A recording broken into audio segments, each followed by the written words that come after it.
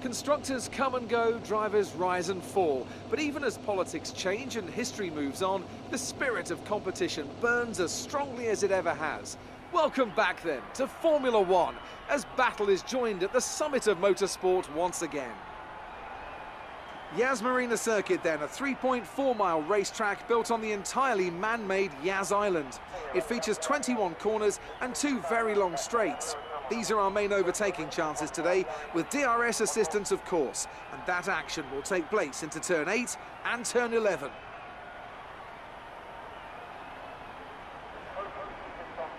I'm joined again today by none other than Anthony Davidson. Tell me, Ant, obviously there's a lot of development work that goes on with these cars between the races. You've been both a test driver and a race driver. What differences are there in the way you approach those roles? Interesting question, Crofty. They're 2 very different mindsets. I mean, when I tested for BAR, we had full in-season testing where, per driver, you'd cover up to 15,000 kilometres per season. And in that role, it was more about working for the team, trying to help them improve the car and drive as systematically as you could, so that that data could be analysed in the most consistent way. When you're lining up on the grid for a race, however, your frame of mind's all about what you can get out of the situation on that day, and the car's the tool to help you achieve what you want. You still want to focus on setup, of course, but it's more about the here and now, getting yourself as far up the field as possible, and less about development work for the future. So before the off, let's remind ourselves of yesterday's qualifying session with a look at the starting grid. Good job yesterday from Valtteri Bottas. The Finn starts from pole position, with Sebastian Vettel starting alongside. Looking down the rest of the grid, we have Hamilton, Raikkonen, Daniel Ricciardo and Verstappen, Hülkenberg, Magnussen, Perez and Fernando Alonso, Ocon, Van Dorn, Romain Grosjean and Sainz, Sirotkin, Stroll, Pierre Gasly and Marcus Ericsson. Hartley and Charles Leclerc rounds off the grid. And with preparations almost complete, let's head down to the track. Okay, here we go. I know what you can do. Don't let me down.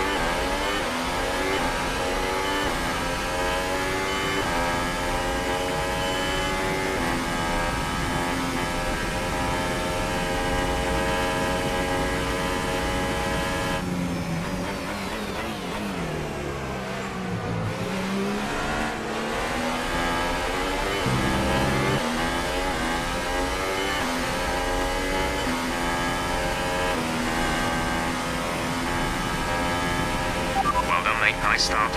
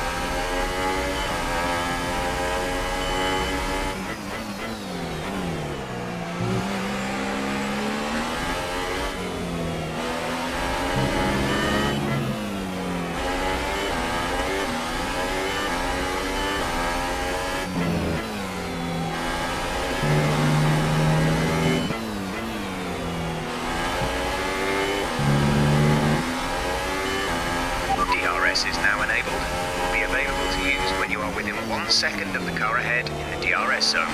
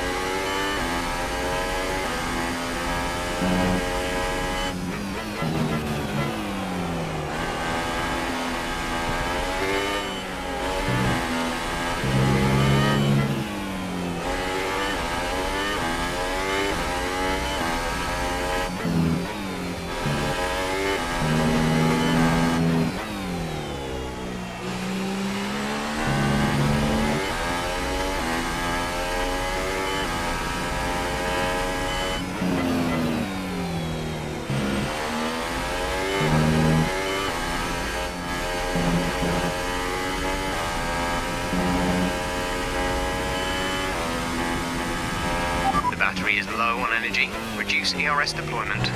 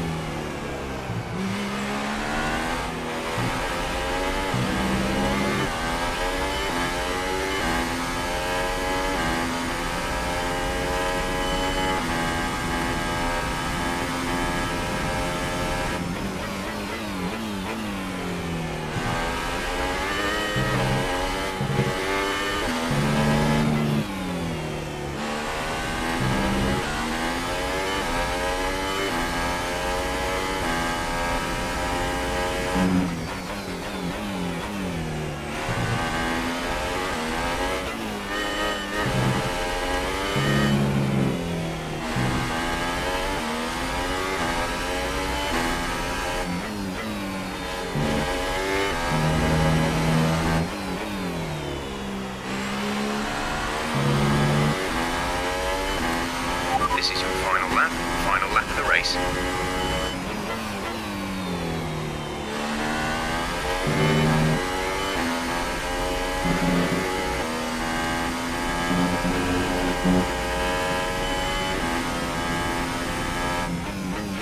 Our gap to the car in front is 2.1 seconds.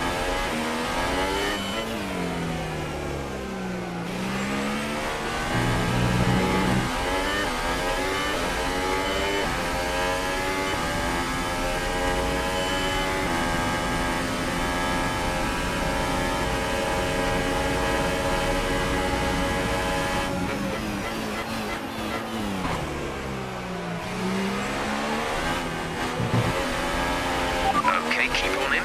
Might make a mistake.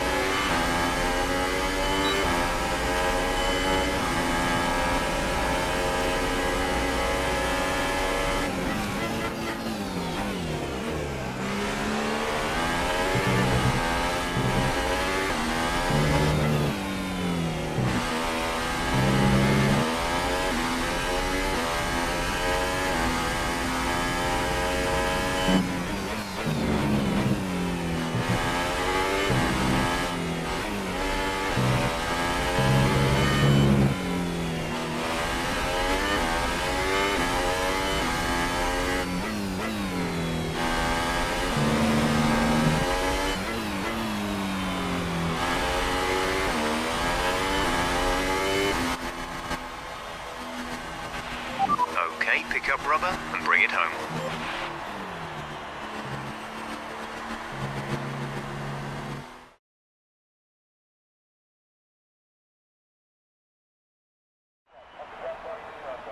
That's it for another Grand Prix and a fantastic win for Mercedes.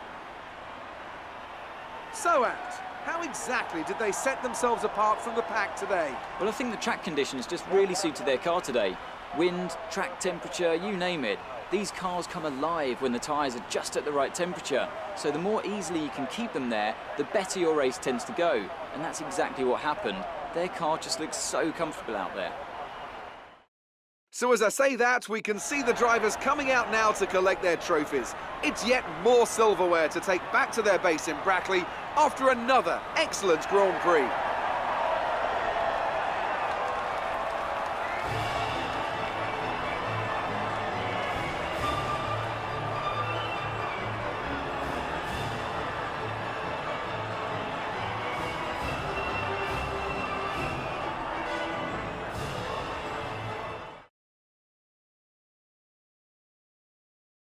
And now I'd like to ask you, Anthony Davidson, who was your driver of the day? I'm going to say Brendon Hartley. It was probably one of his best drives this season, and I was thoroughly impressed. That's it for today's Grand Prix, and from Ant and I, it's goodbye, and see you again next time.